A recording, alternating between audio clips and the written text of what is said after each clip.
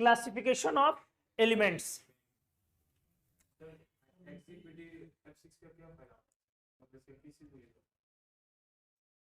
कुछ ऐसा नहीं है, कोई स्ट्रॉन्ग उसका यूज नहीं है, बस ये है कि वहां से ये जानकारी मिली कि एग्जीपीटी F6 से कि कंपाउंड्स जेनन के बनाए जा सकते हैं। डायरेक्ट उसका कोई एप्लीकेशन आप यूज नहीं करेंगे क्योंकि एग्जीपीटी F6 स्टेबल कंपाउंड नहीं है, वो अनस्टेबल कंपाउंड है क्योंकि प्लैटिनम का उसमें अनयूजुअल ऑक्सीडेशन स्टेट है +5, तो वो स्टेबल कंपाउंड नहीं है। वो इंपॉर्टेंट नहीं है, इंपॉर्टेंट है कि पहली बार किसी ने कंपाउंड बनाया, ये बड़ा इंपॉर्टेंट। चलो आ जाओ और भी बातें करते हैं। इसमें मेल्टिंग पॉइंट हमने लिखा है क्या MPBP? अगर आप MPBP यूज करें, देखें इनर्ट और नोबल गैसेस का, किधर ज्यादा होएगा? अनुमान लगाओ, ऊपर की तरफ या नीचे की तरफ? नीचे की तरफ। क्यों?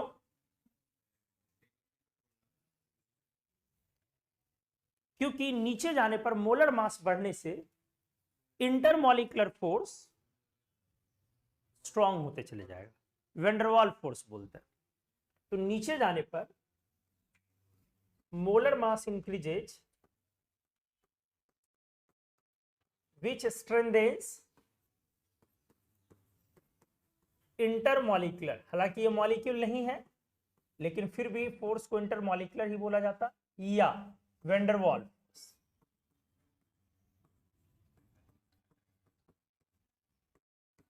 स्ट्रेंथेंस। इसीलिए एज अ रिजल्ट हमारा MPBP इंक्रीज करेगा। ध्यान से सुनेंगे आप, अच्छे से देखेंगे बेटा। अगर हमारे मॉलिक्यूल्स के बीच, ये मान लो दो ढेर सारे मॉलिक्यूल्स है, अगर हमारे मॉलिक्यूल्स के बीच, मॉलिक्यूल के बीच लगने वाला फोर्स कौन सा होता है? वेंडरवाल फोर्स, ठीक है, इंटरमॉलिक्यूलर फोर्स, और उसमें से मेजर टाइप वेंडरवाल फोर्स के होते हैं।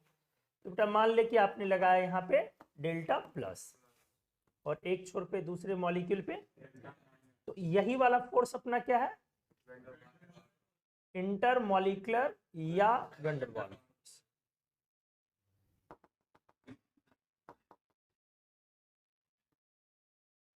इंटरमॉलिक्यूलर फोर्स या फिर वेंडरवाल फोर्स, ठीक है। अब देखो, हमने ये बोला कि ये फोर्स स्ट्रॉन्ग कब होगा? जब एक फैक्टर है कि अगर उसका क्या बढ़ जाए, मॉलिक्यूल्स का मोलर मास। जितना मोलर मास बढ़ेगा ये फोर्स ऑफ अट्रैक्शन ज्यादा होगा। ये मॉलिक्यूलर लेवल पर भी काम करता है ये पॉइंट, और ये बड़े ब्लॉक्स पे भी, बड़े ऑब्जेक्ट्स पे भी काम करता है ये पॉइंट। फिजिक्स में आप पढ़ते हो कि दो चीजों के बीच अगर मास बढ़ता है तो दोनों चीजों के बीच फोर्स ऑफ इंटरेक्शन बढ़ सकता है। लेकिन हाँ, हम लोग फिजिक्स में इस बात को बोलते हैं कि ये इफेक्टिव फैक्टर तब होता है जब मास बहुत ज्यादा। छोटे मोटे मास के लिए आप उसको यूज नहीं करते हो क्योंकि वो रखा हुआ भी जहां है वहां क्या लगता है? फ्रिक्शन फोर्स लगता है, ठीक है। तो एनीवेज, तो आप ये केमिस्ट्री में ये काम बेखौफ रूप से कर सकते हो कि मॉलिक्यूल्स फ्री है, ठीक है। मान लो कि गैसेस में, गैस फॉर्म में या किसी भी फॉर्म में हो सकता है, तो अगर गैस फॉर्म में भी है तो दोनों मॉलिक्यूल, मतलब इस सब्सटेंस का मोलर मास जितना ज्यादा होते चले जाएगा तो बीच का फोर्स ऑफ अट्रैक्शन उतना क्या होगा, और जितना फोर्स ऑफ अट्रैक्शन बढ़ते जाएगा उसको वेपोराइज करना या उसको सब्लिमेट करना डिफिकल्ट होता चला जाएगा लोग। इसीलिए हमने क्या लिखा, ये हमेशा आप यूज करेंगे कि इंटरमॉलिक्यूलर फोर्स या वेंडरवाल फोर्स डायरेक्टली प्रोपोर्शनल होगा किसके? मोलर मास के। ये ऑलवेज ये वाला पॉइंट यूज करोगे, लेकिन ये वैसे जगह पर इस्तेमाल करोगे जहां क्या लगेगा? वेंडरवाल फोर्स लगेगा। जहां वेंडरवाल फोर्स लगेगा ही नहीं वहां थोड़ी ना इस्तेमाल करोगे। NaCl में कोई वेंडरवाल फोर्स नहीं होता, वहां आयोनिक बॉन्ड है। तो NaCl और KCl में यदि कंपेयर करना हो MPBP तो मोलर मास मत लगा देना। हालांकि ये सब धीरे धीरे आप सीखोगे, इसका चैप्टर आएगा तो उसमें आप सीखोगे मेल्टिंग पॉइंट का टॉपिक, ठीक है। तो फिलहाल ये कब लगाना है? जब वेंडरवाल फोर्स लिटरली काम करे। पहले श्योर हो लो कि यहां अणुओं के बीच, मॉलिक्यूल्स के बीच में वेंडरवाल फोर्स इज एक्टिव, तब आप इस चीज को अप्लाई करने के बारे में सोचो। क्लियर हो गई चीजें? तो MPBP स्ट्रेट डाउनवर्ड इंक्रीज कर रहा है इनका। नेक्स्ट आ जाओ। अगर मैं इनके सॉलिबिलिटी पर बातें करूं, हालांकि यूजुअली फिजिकल केमिस्ट्री में आप पढ़ते हो कि गैस को इनसॉल्युबल माना जाता है, वाटर, गैस को वाटर में, लेकिन इनऑर्गेनिक में हम लोग थोड़ा सा ये डिस्कस करते हैं रिलेटिवली कि कुछ कुछ गैसेस ऐसे हैं जिसको वाटर में सॉल्युबल लिया जाता है। इसलिए हमने बोला था कि प्रॉपर्टीज ऑफ गैस आपके असाइनमेंट में, उसको आप याद कर ले। वो एक दिन में याद नहीं होगा, उसमें 21 गैसेस हैं, 21 गैसेस हैं, तो वो एक बार में याद नहीं होगा, उसको वन बाय वन करके एक दिन में आप 6 का टारगेट रखेंगे, 5 से 6 का एक दिन में टारगेट रखेंगे, ठीक है, समझ गए ना। 5-5 के हिसाब से पर डे के हिसाब से करोगे, उसमें सारे प्रॉपर्टीज लिखे हुए हैं कि कौन से गैस का कलर क्या है, मैग्नेटिक कैरेक्टर क्या है, वो एयर से हल्का है, हवा से या भारी है, उसकी सॉलिबिलिटी क्या है, 5-5 करके डेली का वो होमवर्क, ठीक है। तो नेट उसके लिए वो 21 या 22 है, आपको उसके लिए टोटल मिलते हैं 5 दिन। कितने दिन? 5 हल्के में ना ले कि 5वें दिन सर पूछेंगे तो चौथे दिन के रात में बैठ के याद करना स्टार्ट करो, ये कभी नहीं सोचना आज तक कोई नहीं कर पाया है, इसलिए आपसे भी नहीं होगा। या लग रहा है कि आप बड़े तुर्रम खान हैं, ऐसा लग रहा है? नहीं ना, लग रहा है तो एक बार देख लेना, ट्राई कर लेना 5वें दिन। फिर उसके बाद तो 5वें दिन बेटा यहाँ पे बुला के मुर्गा बनाया ही जाएगा, लिटरली अंडा भी दिलवाया जाएगा, काला नमक के साथ उसको हम लोग सर्व भी करेंगे सब लोगों के बीच में। हाँ बेटा, हमारे यहाँ मुर्गा अंडा देता, नहीं पता है? अपना देश ही अलग है ना थोड़ा। वाटर सॉलिबिलिटी, तो गैस हमने बोला वाटर में जनरली क्या माना जाता है? इनसॉल्युबल माना जाता है, लेकिन फिर भी कुछ गैसेस हैं जिसको आप क्या मानते हो? सॉल्युबल लेते हैं, और हाईली सॉल्युबल भी लेते हैं कुछ को, लेकिन उसका मतलब केमिस्ट्री में इनऑर्गेनिक में थोड़ा अलग होता है, धीरे धीरे इस बात को समझेंगे।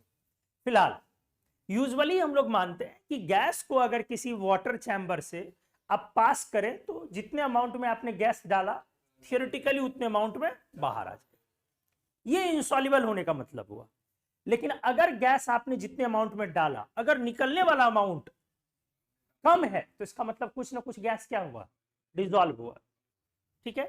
तो इनर्ट और नोबल गैसेस को हम वाकई थोड़े बहुत लेवल पर सॉल्युबल बोलते हैं।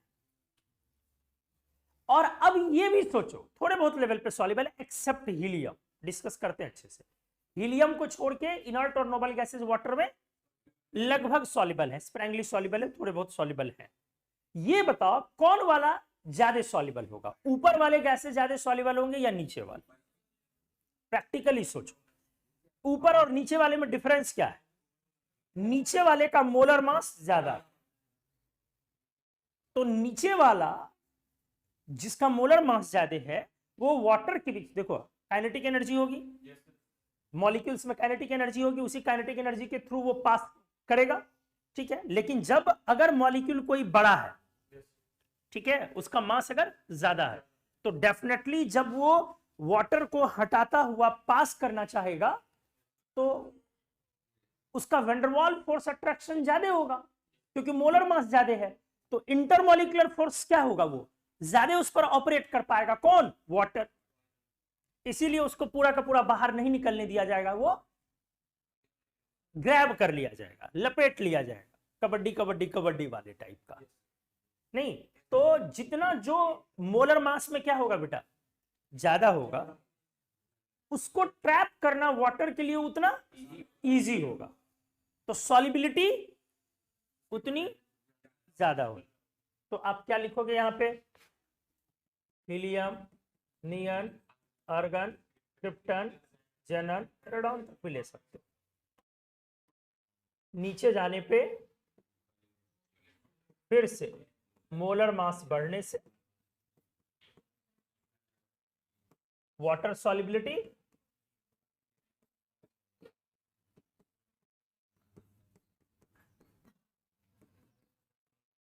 ठीक है, आराम से। किसको? वो सिंथेटिक एलिमेंट है, नहीं यूज करते, और उसका स्टेबिलिटी भी उसकी तो नहीं है ना ऑर्गेनोजोन की, 700 माइक्रोसेकंड बहुत कम है, इसलिए ऑर्गेनोजोन नहीं ले। देखो अगर आपने किसी सब्सटेंस को वाटर में डाला तो सॉल्युबिलिटी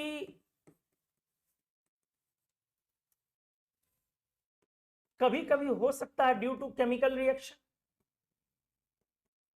कभी कभी किसके कारण सॉल्युबिलिटी हो सकती है, उस सब्सटेंस का रिएक्शन हो जाए किसके साथ, वाटर के साथ। जैसे क्लोरीन को अगर आप पानी में डालो तो क्लोरीन वाटर में इसलिए सॉल्युबल हो गया क्योंकि वो रिएक्ट कर जाएगा वाटर से और it forms HCl plus HOCl, और ये दोनों सॉल्युबल सब्सटेंसेस, ये दोनों। तो कभी कभी सॉल्युबिलिटी का ये रीजन हो सकता है क्या, कि वो रिएक्शन कर जाए, और कभी कभी सॉल्युबिलिटी का रीजन हो सकता है due to strengthening of intermolecular forces. Strengthening मतलब समझ रहे हो, मजबूत होना। तो कौन सी चीजें मजबूत हो गई, इंटरमॉलिक्यूलर फोर्स, हाँ कह सकते हो। तो यहां पर कहानी कौन सी होगी, ऊपर वाला या नीचे वाला? नीचे वाला। क्या ये वाटर से रिएक्ट करने जा रहे हैं? नो रिएक्शन विथ वाटर, ये वाटर से रिएक्शन नहीं करने जा रहे हैं। इनके साथ क्या केस हुआ होगा बेटा, इंटरमॉलिक्यूलर फोर्स स्ट्रांग हो गया हो। देखते हैं कैसे फील करते हैं, ध्यान दो। जब आपने जेनॉन को पानी में डाला, ध्यान से देखो, पहले जेनॉन है, तो जेनॉन के मॉलिक्यूल्स एटम्स के बीच कौन सा फोर्स पहले काम कर रहा है, सोचो कौन सा फोर्स काम कर रहा है, अंडरवॉल। ये देखो, ये ढेर सारे जेनॉन, ठीक से देखो, इसके न्यूक्लियस, ध्यान से, ये आपस में एक दूसरे के अगल बगल से गुजर रहे हैं, जेनॉन गैस है। तो जब ये बगल से गुजर रहा है, एक एटम दूसरे एटम के बगल से, तो इसका इलेक्ट्रॉन जो बाहर होगा वो इसके बाहर के इलेक्ट्रॉन लेयर को क्या करेगा, रिपेल। तो मान लो कि अगर ये इसके बगल से गुजर रहा तो इस इलेक्ट्रॉन लेयर को रिपेल करेगा, तो बेटा इलेक्ट्रॉन लेयर पीछे की तरफ ड्रिफ्ट करेगा, करेगा। तो आगे की तरफ कौन आएगा, न्यूक्लियस। अब जैसे ही आगे की तरफ न्यूक्लियस आएगा तो कोई दूसरा एटम जब गुजर रहा होगा तो उसके इलेक्ट्रॉन को खींच लेगा वो। समझ में आई चीजें? तो इस ऐसे तरह के चार्ज को बोलते हो इंड्यूस्ड डायपोल, क्योंकि इसमें क्या है, फिर जिधर इलेक्ट्रॉन गया है, ड्रिफ्ट हुआ, अगर उधर से कोई एटम गुजरा तो फिर ये इधर से उधर चला जाएगा। तो जो अभी प्लस है वो थोड़ी देर बाद क्या हो सकता है उस छोटे, और ये एग्जैक्ट प्लस है या पार्शियल है, पार्शियल में भी किस तरह का है, परमानेंट या टेम्पररी, टेम्पररी। टेम्पररी जो चार्जेस होते हैं इसको आप बोलते हो इंड्यूस्ड डायपोल। क्या बोलते हो, जैसे आप बोलते हो बेटा कि दो चार्ज है सर Q1 और Q2, दोनों के बीच फोर्स ऑफ अट्रैक्शन लग रहा, बोलते हो।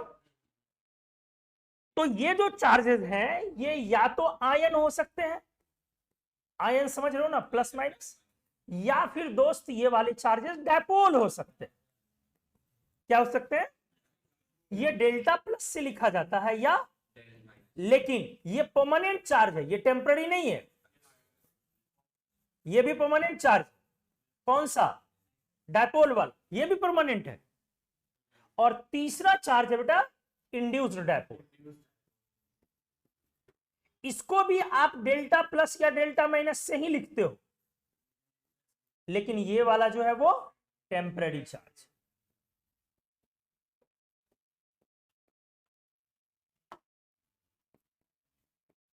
Temporarily exist.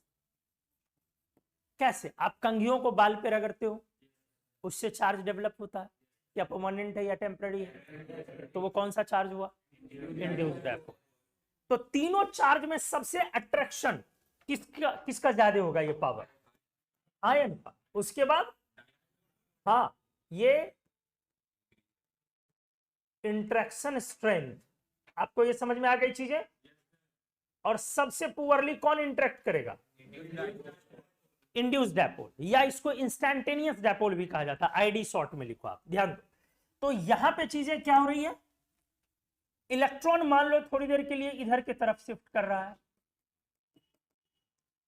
तो देखो इधर ड्रिफ्ट किया, ये हमारा डायरेक्शन हुआ चार्ज फ्लो, इलेक्ट्रॉन फ्लो, ये फिर इसमें इधर किया शिफ्ट, बोलो लेकिन ये थोड़ी देर बाद क्या हो सकता है, इसका डायरेक्शन चेंज हो सकता है। अभी यहाँ पे बेटा क्या आ गया, डेल्टा प्लस, इस एंड पे क्या आया, इस एंड पे, इस एंड पे, लेकिन ये थोड़ी देर बाद किस में कन्वर्ट हो सकता है, उलट सकता है ना, ये चीजें हो सकती हैं आपको।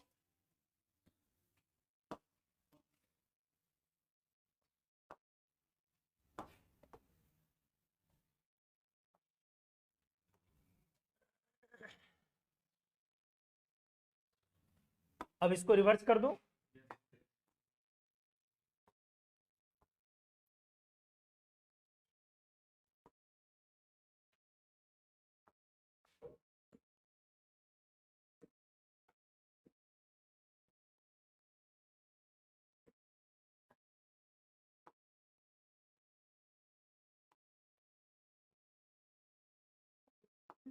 ठीक है।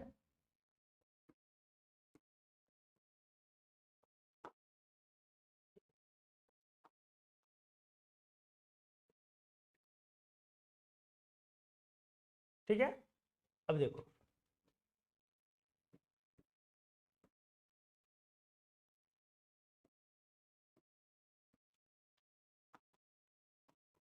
क्या कर लोगे,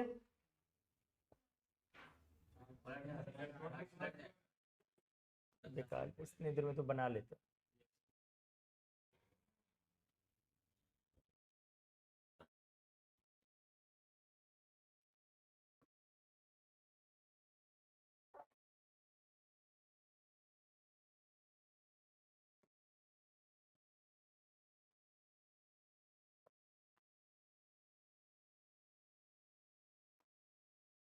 ये इधर शिफ्ट कर गया, बोलो।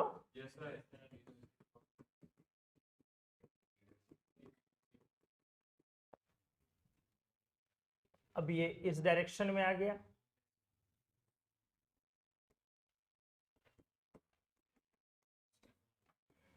अब यहाँ पे कौन सा माइनस, यहाँ प्लस माइनस,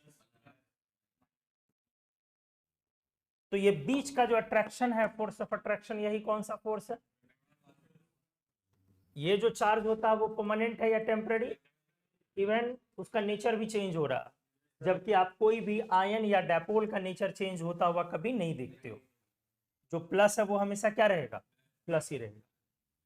ठीक है, तो ये हमारा पहले आपने क्लियर समझा कि यही जो बीच के फोर्सेज हैं, इसी को आप क्या बोल रहे हो, वैन डर वाल forces. Xenon and intermolecular force हमने दिखाया कि किस तरीके का काम कर। अब इसी को कहां पे डालना है हमें, वाटर, इसी को हमें कहां डालना, वाटर। तो चलो आ जाओ, जब आप जेनॉन को डाल रहे हो वाटर, तो कहानी क्या है, जेनॉन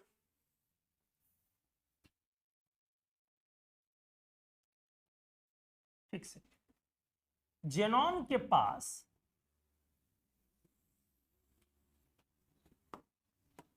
पहले से क्या एग्जिस्ट कर रहा है बेटा, इंड्यूस्ड डायपोल, क्या एग्जिस्ट कर रहा है, इंड्यूस्ड डायपोल,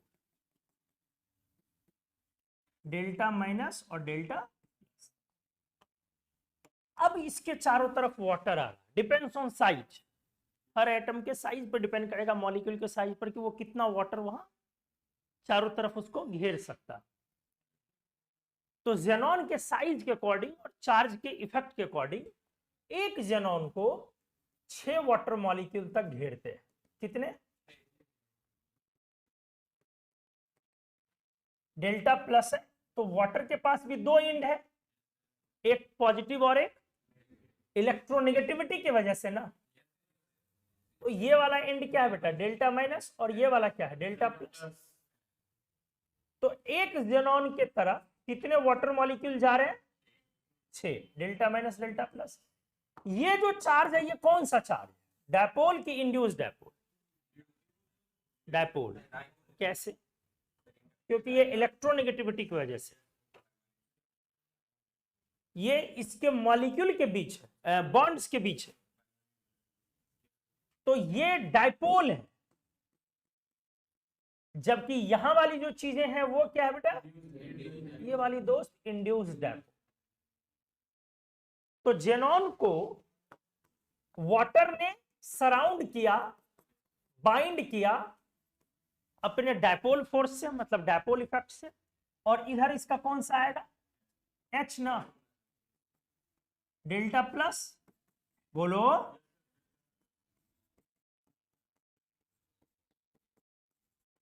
इस तरह से ये एक एक जेनॉन को कितने वाटर मॉलिक्यूल ने घेरा, सराउंड किया, 6।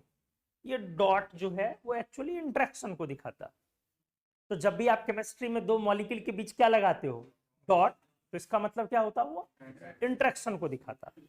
और इंटरेक्शन में भी मेजर किस टाइप का interaction, delta plus delta minus वाला टाइप ना, मेजर वो इंटरेक्शन को वो शो करता।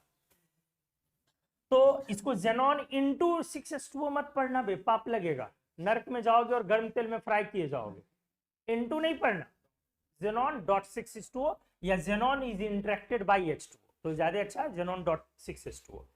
ये किस बात को दिखा रहा, डायपोल और इंड्यूस डायपोल के बीच एक फोर्स लगा। क्या आपको चीजें क्लियर हुई?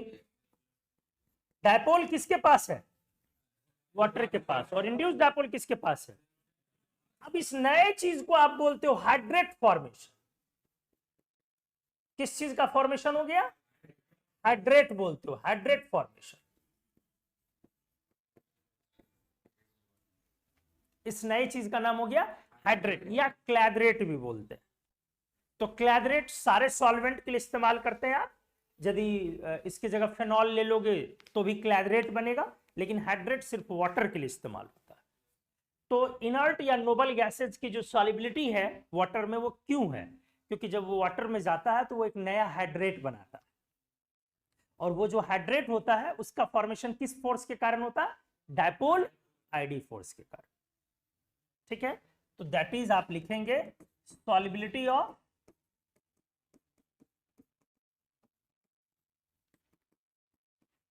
इनर्ट या नोबल गैसेज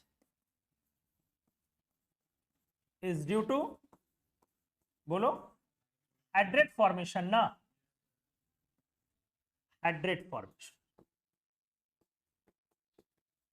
या आप कह सकते हो डायपोल आईडी इंटरेक्शन। ये जो हाइड्रेट बना वो किस इंटरेक्शन के थ्रू ये हाइड्रेट बना, डायपोल आईडी इंटरेक्शन। आपने बहुत जगह पे देखा होगा डॉट करके लिखा रहता है। वाटर की संख्या कितनी होगी ये किस पर डिपेंड करेगा, किसका अट्रैक्शन पावर ज्यादा है, ध्यान से सुनो, हाँ, मोलर मास पर। वाटर की संख्या ज्यादा होगी, ये किस पर निर्भर करेगा, किसका इंटरेक्शन पावर ज्यादा।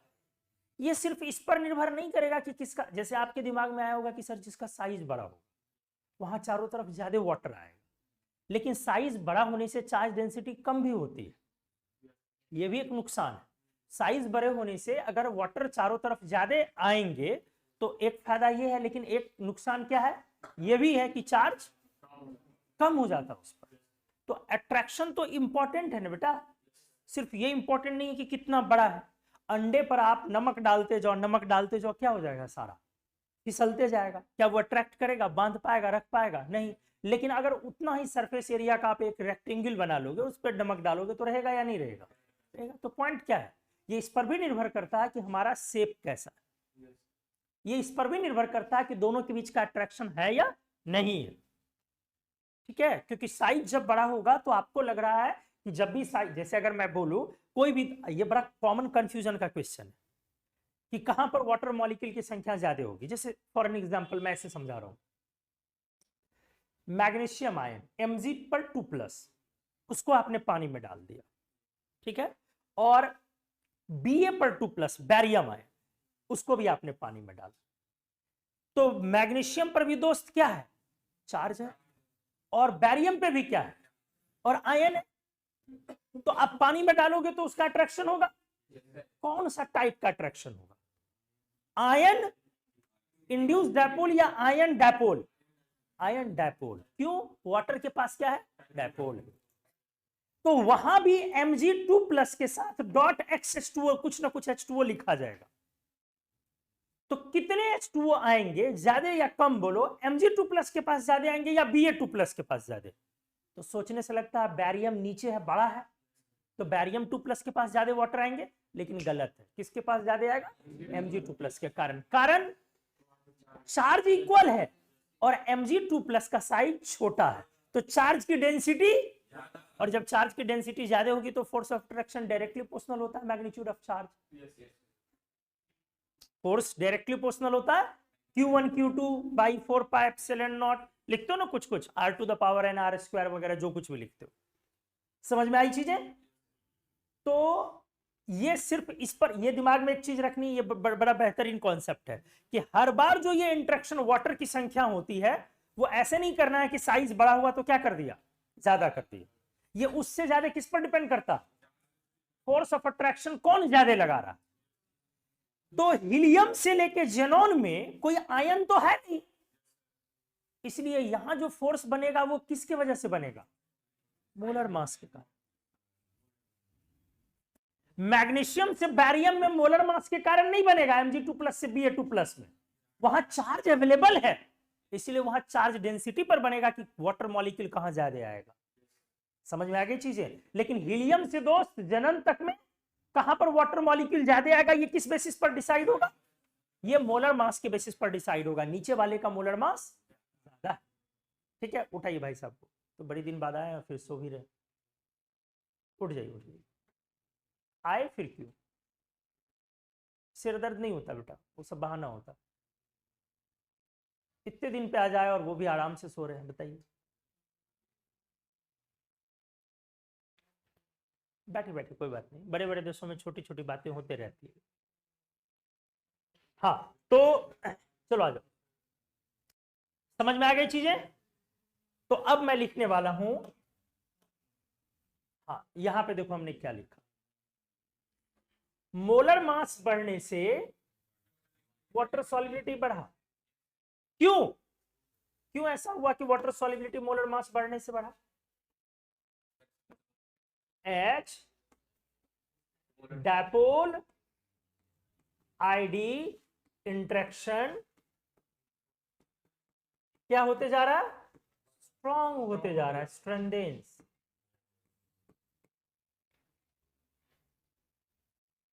ठीक है, तो वाटर मॉलिक्यूल की संख्या धीरे धीरे ज्यादा होती चली जाएंगी। मतलब अगर मैं लिखूं ध्यान से Ar.XH2O वर्सेज, यहां पे नहीं लिखता हूं, अगले पेज में कर देता।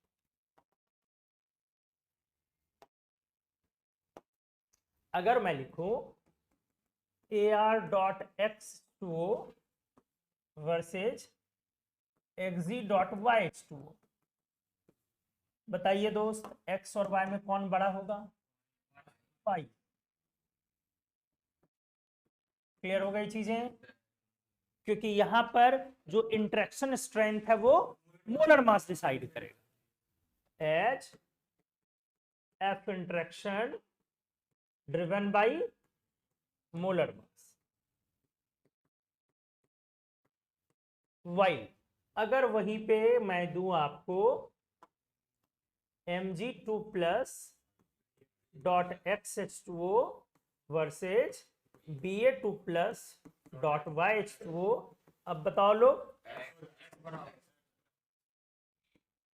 x बेटा बड़ा ही नहीं होता है, बेवफा भी होते हैं। x और y कौन बड़ा होगा? यहां पर H F interaction driven by, हाँ वेरी गुड, चार्ज डेंसिटी।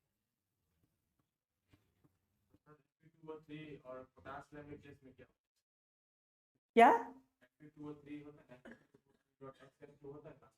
हाँ, कंपेयर करने के लिए कुछ तो सिमिलर होना चाहिए ना, या तो वो एक ग्रुप से होने चाहिए, कुछ तो होना चाहिए ना सिमिलर, या आइसोमॉर्फस होना चाहिए, कुछ तो सेम होना चाहिए ना। ऐसे कंपैरिजन नहीं बनेगा कि कहीं से कहीं उठा लिया। ठीक है, क्लियर हो गई चीजें? किसी को कोई डाउट है? ठीक, तो सॉल्युबिलिटी हमने बताया कि, अब देखो ध्यान से, अब लिखा यहां पर पॉइंट क्या है, पहले तो हमने सॉल्युबिलिटी का ऑर्डर लिखा, अब मैं ये लिखने वाला हूं कि इनर्ट और नोबल गैसेज इस तरह से वाटर में क्या है, एक अमाउंट तक, एक लेवल तक सॉल्युबल है, पार्शियली स्प्रैंगली सॉल्युबल है, एक को छोड़ के। वो कौन हो सकता है जो इनसॉल्युबल? हीलियम। वो कौन हो सकता है जो इनसॉल्युबल है? हीलियम। तो आप यहां पे लिखेंगे इनर्ट एंड, एक्सेप्ट लगा दो शुरू में, except helium, they are sparingly soluble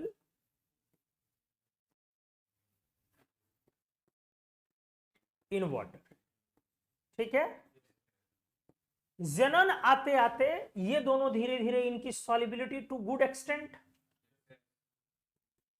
धीरे धीरे सॉलिबिलिटी बढ़ती जाएगी टू अच्छे अमाउंट में जेनॉन और रेडॉन सॉल्युबल हो। और सॉलिबिलिटी के रीजंस आपको समझ में आ गए? कोई किसी को डाउट है? लेकिन बेटा देखो, कोई भी टॉपिक है, जैसे अब सॉलिबिलिटी अभी नहीं हर बार आएगी, तो सॉलिबिलिटी में आप molar mass van der Waals force कब लगाएंगे? जब मॉलिक्यूल के बीच में वैन डर वाल्स फोर्स पहले से मौजूद होगा तब ना।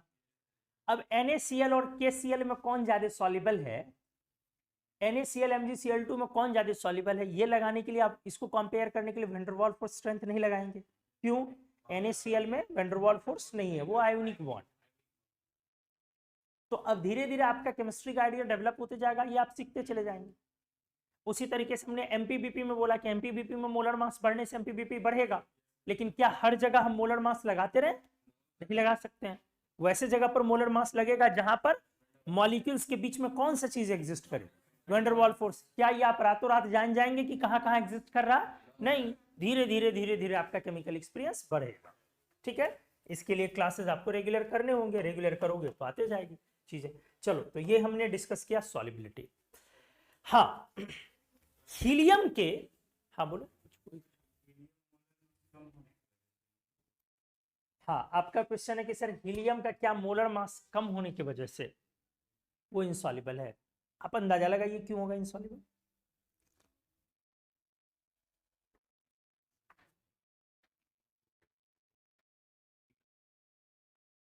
डेफिनेटली एक तो मोलर मास कम नहीं, बहुत बहुत कम। दूसरा काफी छोटा है, बहुत छोटा है। तो जो वाटर का मॉलिक्यूल्स, वाटर के जो मॉलिक्यूल्स होंगे ना, तो उन मॉलिक्यूल्स के बीच का जो स्पेस होगा, वाइड होगा, हीलियम उससे भी पास करके निकल जाए। अब वाटर तो पैक नहीं है, वाटर में तो स्पेस आएगा ना, H2O के बीच का हाइड्रोजन बॉन्ड है, तो एक मॉलिक्यूलर शेप है, उस बीच में क्या आएगा? स्पेस आएगा। तो दो वाटर खुद को ऐसे जो घेरे हुए है, उस केज से भी वो बाहर निकल जाए। इसीलिए हीलियम अपने छोटे साइज के कारण काफी बाहर निकल जाए। इसलिए हमने बोला वो कबड्डी कबड्डी कबड्डी। जेनॉन स्केप नहीं कर पाए, जेनॉन को ग्रैब कर लेगा, लेकिन हीलियम बड़ा इजीली स्केप। कबड्डी में नहीं देखते हो छोटे वाले लोग क्या होते हैं, दो लोगों के पैर के बीच से निकल जाते हैं, देखते रहते हो, निकल जाएगा। बड़ा वाला बेचारा, बेचारा क्रीज पे जाता ही है कि दबोच लिया जाता है, वाटर मॉलिक्यूल्स लपेट लेते हैं। हीलियम को हम लोग इसीलिए इस्तेमाल भी करते हैं, इसको हालांकि आगे डिस्कस करूंगा। सी डाइवर्स इस्तेमाल करते हैं इसको ब्रीदिंग एपरेटस, इसको आगे मैं डिस्कस करूंगा, ये आपको पढ़ना होता, आगे डिटेल में बता दें। सी डाइवर्स लोग ब्रीदिंग एपरेटस में हीलियम के इनसॉल्युबल होने के कारण उसको इस्तेमाल करते हैं। खैर वो यूज हो जाएगा। हाँ बोलिए।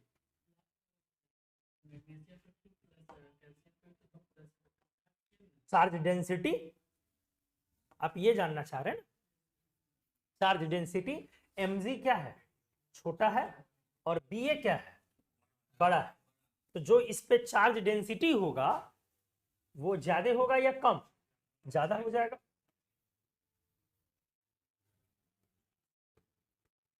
समझ में आ गई चीजें? चार्ज डेंसिटी ज्यादा होंगी और यहाँ पे वो चार्ज डेंसिटी कम होगा। उतना ही चार्ज बड़े साइज पर फैला हुआ, बड़े आयन, तो चार्ज डेंसिटी के हिसाब से क्या हो जाएगा? फोर्स ऑफ अट्रैक्शन उसका। तो इनर्ट और नोबल गैसेस में आपने सॉल्युबिलिटी किया, एमपीबी पे डिस्कस किया, वो मॉलिक्यूल्स बना सकते हैं नहीं बना सकते आपने ये डिस्कस किया, और ठीक है लगभग सारी चीजें डिस्कस हो ही गई और इसमें कुछ वैसा डिस्कस नहीं करना। चलो अब नेक्स्ट पे आता हूं, हेलोजेंस 7,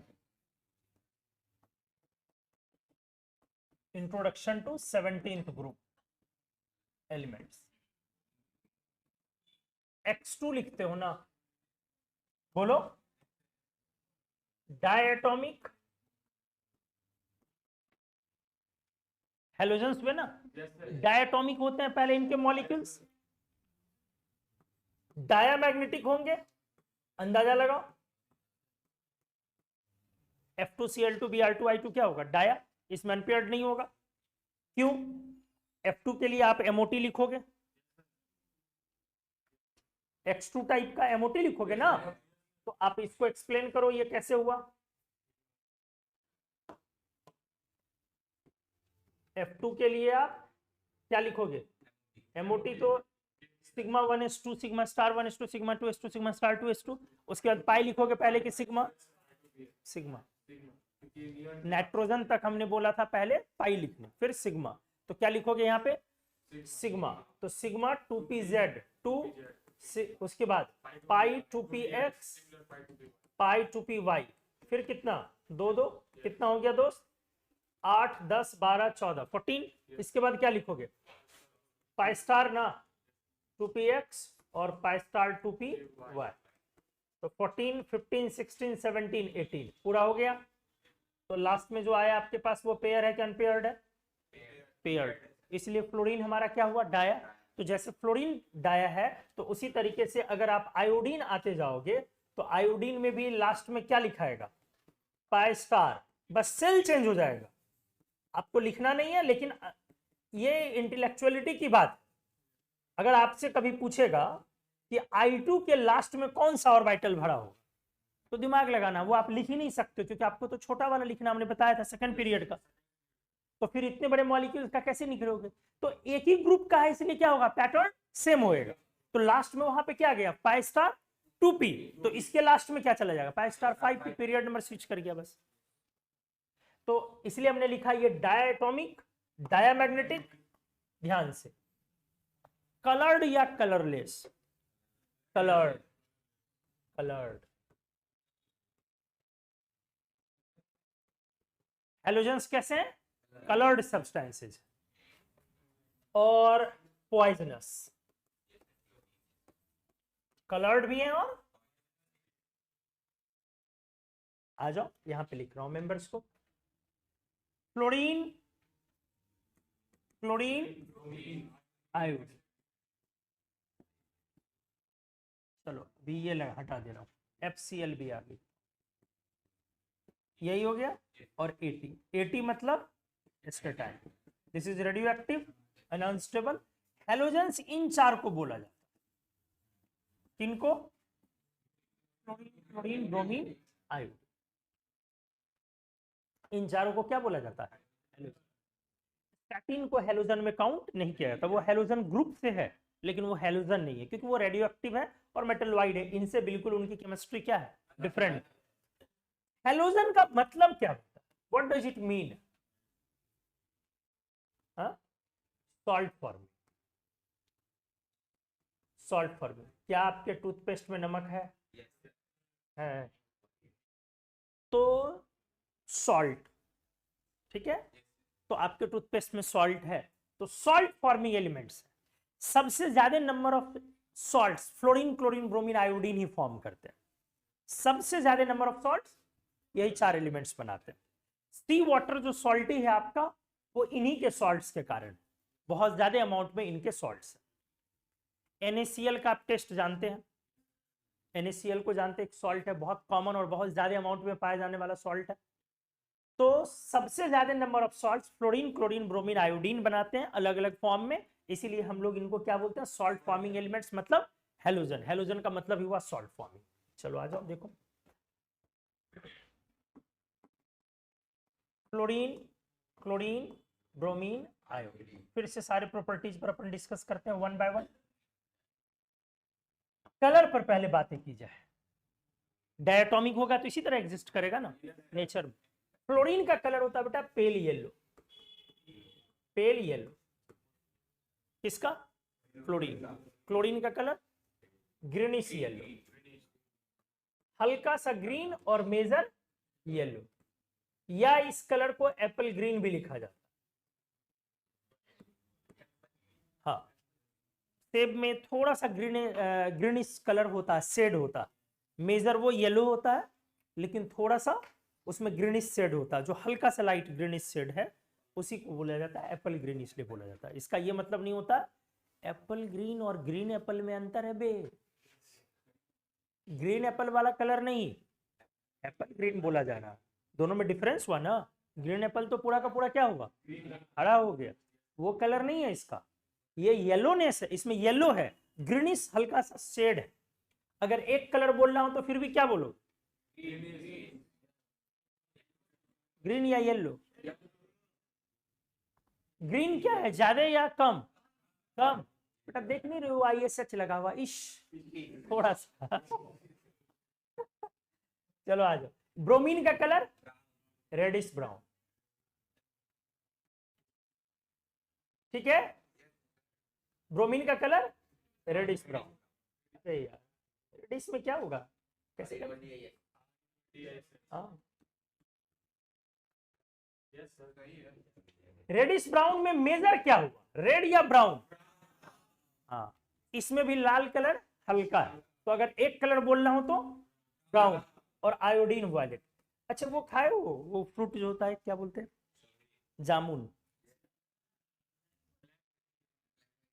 तो आप उसको उसको उसको पील ऑफ करते हैं कभी? किए? छिलका हटाया है, जो अंदर वाला पार्ट होता है उसको मैश कीजिए, उसका जो लिक्विड होता है लगभग ब्रोमीन वैसा ही दिखेगा। अब ये नहीं बोलना बे कि सर ये पढ़ाए थे कि जामुन के छिलकों को हटाने के बाद ब्रोमीन मिलता है, ये हमने नहीं बोला। कलर फील करना है तो इतना डार्क होता है, ठीक है। वो मेजर रेड नहीं होता, गौर कियो। उसमें होता है क्या मेजर रेड? नहीं, मेजर रेड नहीं होता, वो रेड हल्का होता। तो ब्रोमीन का कलर हुआ रेडिश ब्राउन, रेड हल्का है और मेजर ब्राउन है, और आयोडीन का कलर वायलेट। अब आप बाकी जानते हैं, फ्लोरीन क्या है? Gas. Chlorine gas, bromine liquid. Liquid ना बेटा, गैस कैसे कर दियो ब्रोमीन? दो ही तो लिक्विड एलिमेंट्स आपके, ब्रोमीन और एक मर्क्यूरी। कहां जा रहे हो तुम लोग? और आयोडीन कैसे एलिमेंट? ठीक है, बाकी आप हैलोजेंस पढ़ेंगे तो उसमें डिटेल में जाएगा कि इनमें कलर क्यों होता है और किस वजह से। अब आ जाओ, अब डिस्कस करता हूं पॉइजन नेचर। ये सारे हार्मफुल हैं और बहुत ज्यादा हार्मफुल है आपके लिए, बहुत ज्यादा हार्मफुल है। पॉइजनस आप किसको बोलते हो? खाए और मर जाए। बहुत बढ़िया टेक्निक, बहुत अच्छा चीज। देखो, हाँ ठीक है, एक टर्म होता है पॉइजन और एक टर्म होता है टॉक्सिक। दोनों हार्मफुल हुआ और दोनों पॉइजनस हुआ, लेकिन दोनों में एक डिफरेंस है। पॉइजनस वाकई कम अमाउंट में भी इंटेक हो तो डेथ होती है, और जो टॉक्सिक चीजें होती हैं वो कम अमाउंट में इंटेक लेने पर हो सकता है कि डेथ ना हो, फिटलनेस आए, बेहोश हो जाए लोग, या कोई डिस्फंक्शन हो जाए शरीर में, डेथ ना हो, बच जाए आदमी, या हो सकता है इम्यून उसको झेल भी जाए शायद। लेकिन पॉइजन में ऐसा नहीं होता, पॉइजन ज्यादा होता। तो एक्चुअली इन चारों में से अगर डेडली पॉइजनस बोलो तो एक फ्लोरीन ही है जिसका इंटेक होने से डेथ होगी। क्लोरीन का अगर बहुत कम अमाउंट में गया है या कम अमाउंट में गया है, तो बहुत कम गया है तो आपको थोड़ी बहुत परेशानी होगी या नहीं भी हो सकती है। थोड़ा ज्यादा आया है तो परेशानी बढ़ जाएगी। हाँ, ज्यादा अमाउंट में अगर आप लगातार ब्रीद कर लोगे, क्लोरीन गैस लीक हो गया है और 1-2 मिनट तुम सांस ले रहे हो वहां, तो आपका डेथ तय है। लेकिन अगर 1-2 बार स्मेल कर लियो, क्लोरीन का स्मेल आ रहा, तुम फील कर गए और निकल के भाग गए, फिर डेथ नहीं हो सकती। इसलिए प्योरली अगर बोलोगे पॉइजनस तो सिर्फ फ्लोरीन है, चारों को फील करो, लेकिन हार्मफुल चारों का चारों। तो क्लोरीन को भी पॉइजनस बोला जाएगा, फ्लोरीन को भी, लेकिन फील करो। इसका यह मतलब नहीं हुआ कि क्लोरीन इंटेक से डेथ हो जाएगी। तो पॉइजनस एक्सटेंट किधर ज्यादा हुआ, नीचे के ऊपर?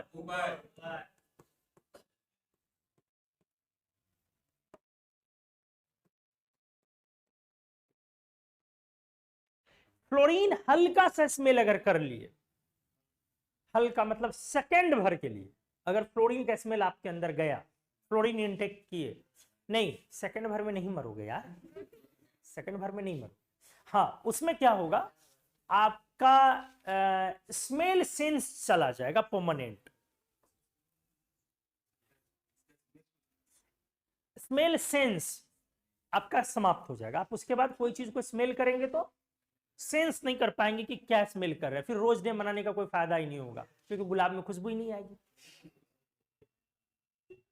फ्लोरीन आपके म्यूकस मेम्ब्रेन के टिश्यू को डेड कर देता है। फ्लोरीन जब आप इंटेक करेंगे, वो पास करेगा तो म्यूकस मेम्ब्रेन का जो टिश्यू है उसको वो डेड कर देगा। इसीलिए एकदम लिटिल अमाउंट में, लेकिन अगर थोड़ा भी ज्यादा अमाउंट अगर आपने इनहेल किया तो डेथ है। क्योंकि फ्लोरीन जब आप अंदर जाते हैं ना लेकर के, तो आप मॉइस्चर से, वाटर मॉइस्चर से वो रिएक्ट करता है फ्लोरीन और बनाता है HF। और HF बहुत खतरनाक केमिकल है। HF का एक ड्रॉप अगर आप अपने हाथ पे डाल के, प्योर HF है, उसमें पानी नहीं मिला हुआ, ऐसे डालेंगे, एक ड्रॉप सिर्फ डालेंगे, होल करता हुआ नीचे आ जाए। सोचो HF कितना खतरनाक हो।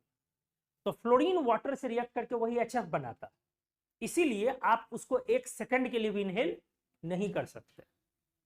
क्लोरीन के एनवायरनमेंट में आप आधे मिनट 1 मिनट जिंदा रह जाएंगे, फ्लोरीन के एनवायरनमेंट में 1 मिनट जिंदा रहना impossible.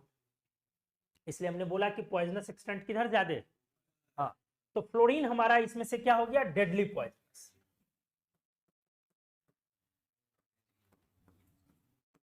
Rotten egg smell, smell कैसे पता करोगे फ्लोरीन का?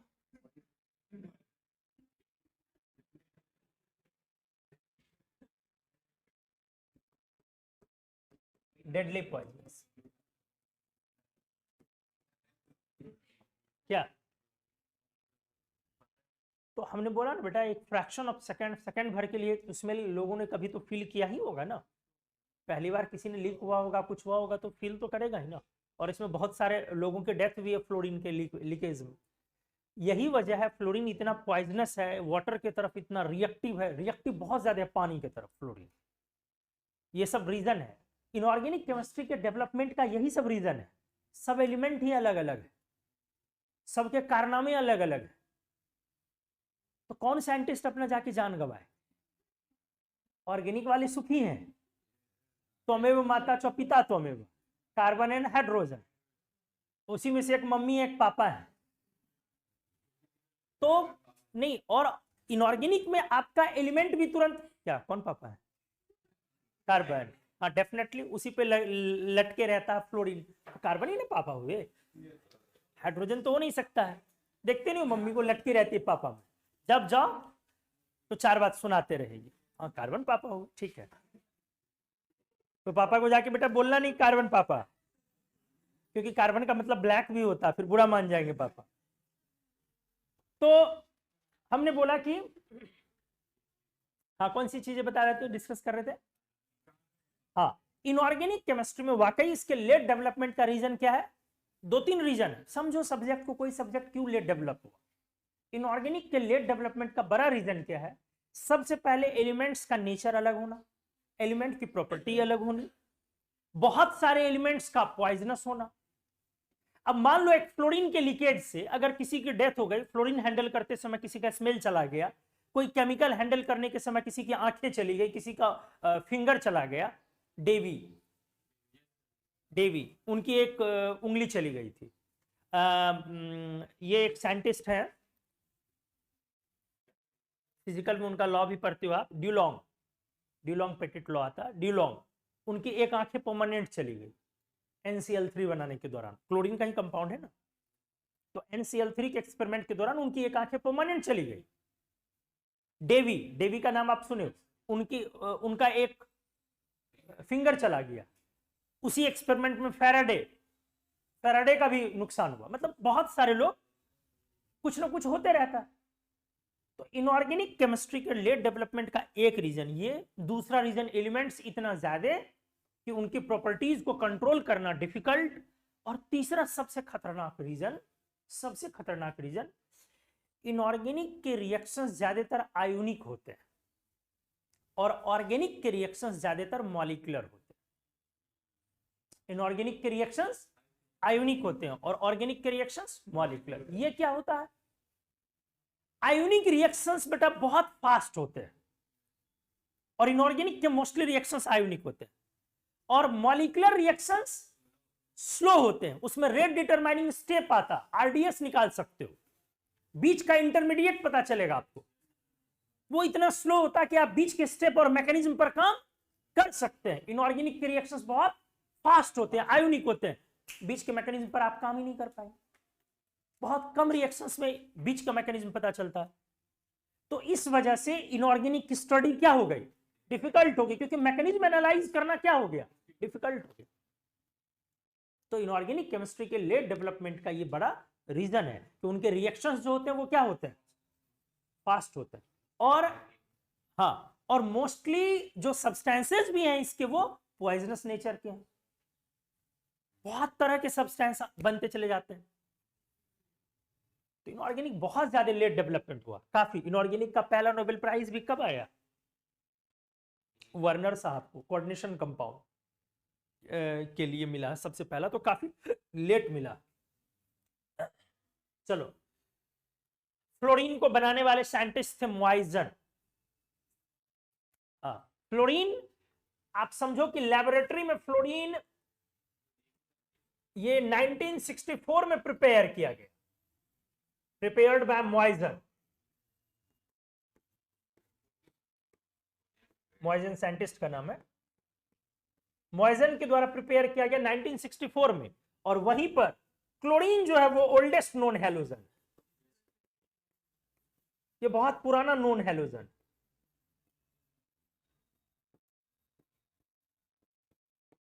ठीक है, चलो आ जाओ, मैं डिस्कस करता हूं अब सॉलिबिलिटी पे। ये क्लियर हो गया? कलर इनका हैंडलिंग डिफिकल्ट है क्योंकि ये सब पॉइजनस नेचर के हैं। पर्टिकुलरली कौन? फ्लोरीन, बहुत ज्यादा पॉइजनस, डेडली पॉइजनस बोलते हैं आप फ्लोरीन को। ठीक, पंजेंट स्मेल, स्मेल लिखना हो तो पंजेंट स्मेल लिख सकते हो। हाँ, खराब, तीखा, बेकार, पंजेंट स्मेल। रॉटन एग नहीं बेटा, रॉटन एग भी एक टाइप का स्मेल होता है, वो भी पंजेंट स्मेल में ही आता है, सरावांडा, लेकिन वो कुछ कुछ केमिकल के लिए डिफाइंड होता है कि ये रॉटन एग स्मेल है। ठीक है, सल्फर के कंपाउंड्स बहुत सारे हैं जिसका रॉटन एग स्मेल होता है, जैसे H2S लेते हो।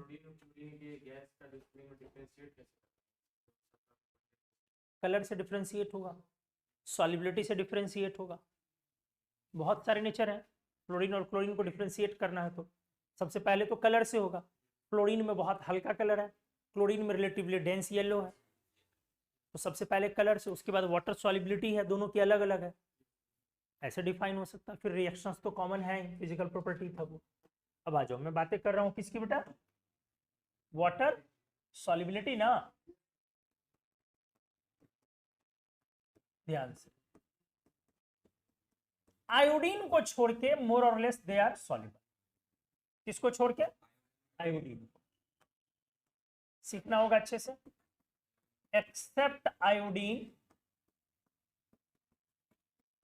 दे आर वाटर सॉल्युबल। ध्यान से देखो, मतलब आयोडीन पानी में सॉल्युबल नहीं। अच्छे से वन बाय वन। पहले मैं डिस्कस कर रहा हूं फ्लोरीन। ए नंबर में कौन लिया जा रहा है? मुझे यह देखना है कि सॉल्युबिलिटी कैसे हो। सॉल्युबिलिटी दो वजह से हो सकती है। एक हमने बोला या तो सब्सटेंस हमारा वाटर से रिएक्ट कर जाए, और दूसरा हमने बोला दोनों के बीच का इंटरमॉलिक्यूलर फोर्स स्ट्रांग हो जाए। तो जेनॉन जैसे वाटर से क्या किया था? रिएक्ट, या इंटरमॉलिक्यूलर फोर्स स्ट्रांग हुआ? हाँ, यहाँ पे देखना हमें क्या बहुत इंटरेस्टिंग है, आपके 12th के एरिया से आ रहा है, इसलिए अच्छे से देखें। जैसे पी ब्लॉक डिस्कस हो रहा है, इसका मतलब सारा क्या चल रहा है, 12 चल रहा। हालांकि सबको एक जगह बाद में लाया जाएगा, जब एनसीईआरटी रीडिंग आपकी होगी, चैप्टर बाय चैप्टर एनसीईआरटी आप करेंगे तो सारा वो एक जगह हो जाएगा आपका, आप पूरा एनसीईआरटी पढ़ेंगे एक राउंड। लेकिन आप पहले लर्न करेंगे टुकड़ों में, अलग अलग जगह पे, क्योंकि एक जगह पर करने पर फिर आपको समझ में ही नहीं आएगा, वो कुछ नहीं समझ में आएगा, किसी के नहीं आया आज तक। तो इसलिए आप लर्न करेंगे कैसे, अलग अलग जगह पर, अलग अलग जगह पर थोड़ा पी ब्लॉक यहाँ यहाँ वहां ऐसे करके। लेकिन वो फाइनली क्या होगा, सिलेबस कंप्लीट होने से पहले वो एक जगह पर एक एनसीईआरटी पूरा एक एक चैप्टर आप हर चैप्टर, सारे चैप्टर को अलग अलग क्या करोगे, हाँ रीडिंग चलेगी, फिर उसका डिस्कशन चलेगा, फिर क्वेश्चनिंग चलेगा। तो चलो अभी लर्न करो। फ्लोरीन वाटर से रिएक्ट कर रहा, क्या बनाया बेटा, HF+O2, क्या बनाया, with some amount of O3। अच्छे से देखो, थोड़े अमाउंट में कौन आ रहा है, और जो ये HF है यही ही, इसी के बारे में हमने क्या बोला, एक्सट्रीमली पॉइजनस। यही हमारा एक्सट्रीम क्या है, और यही रिएक्शन हमने बोला, ये जो रिएक्शन है दोस्त, ये रिएक्शन का डेल्टा H नेगेटिव है, लार्ज नेगेटिव। इसका मतलब क्या हुआ, हमने क्या बोला था, डेल्टा H अगर नेगेटिव हो तो इसका मतलब क्या होता है, उस रिएक्शन में हीट रिलीज होती है, नेगेटिव है तो इसका मतलब हीट रिलीज होती है। तो एक्सोथर्मिक बोलोगे ना, दैट इज लार्जली एक्सोथर्मिक।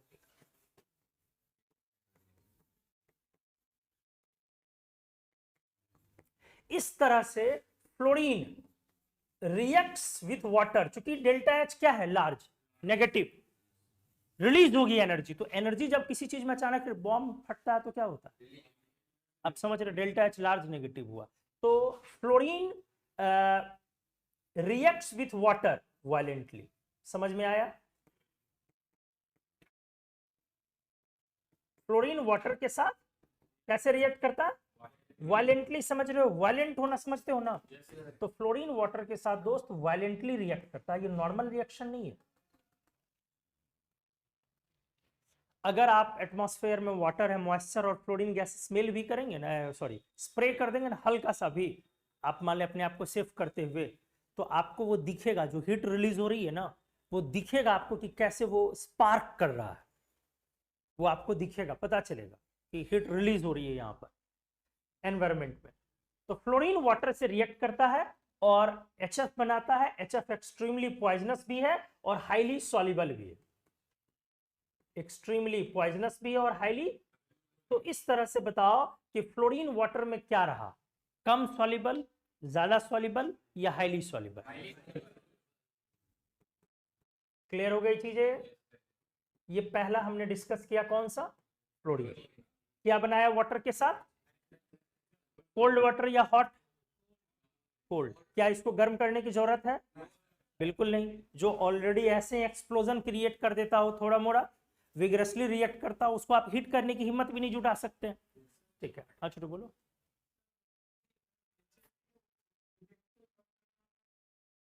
किस इफेक्ट को कम करना, एक्सोथर्मिक नेचर को कंट्रोल करना चाहते हैं, हीट जो रिलीज हो रही है उसको आप कंट्रोल करना चाहते हैं। तो जो वाटर आपने लिया है उसको और ठंडा करते चले जाए, तब भी रिएक्ट होएगा। फ्लोरीन वाटर के साथ बेटा टेम्परेचर लो करके आइस बना दो, तब भी रिएक्ट होगा, हाँ वायलेंट कम होगा। आइस छोड़ दें, -40 डिग्री पे लेके चले जाएंगे तब भी रिएक्ट करें। हाँ हाँ बिल्कुल, अंटार्कटिका में। हाँ उस समय में ये रिएक्शन प्रोडक्ट नहीं होगा। उसने पूछा तो मैं बता दे रहा हूं, इसीलिए बोलता हूं कि बेटा पहले तो क्लास किया करो रेगुलर, तभी दिमाग काम करता है। अगर आपने वो इतना रिएक्टिव है,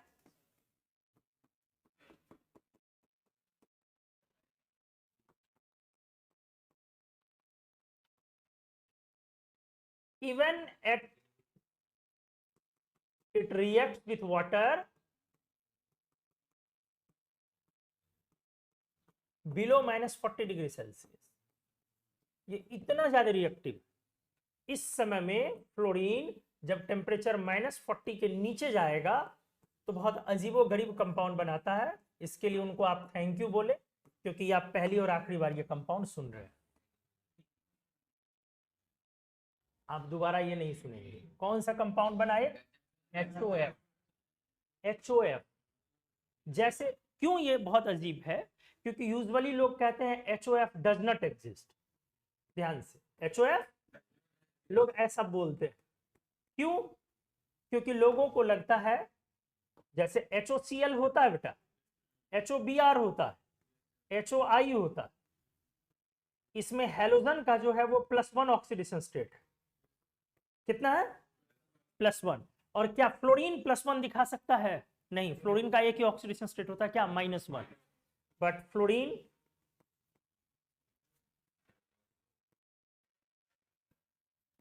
can not show +1 oxidation state.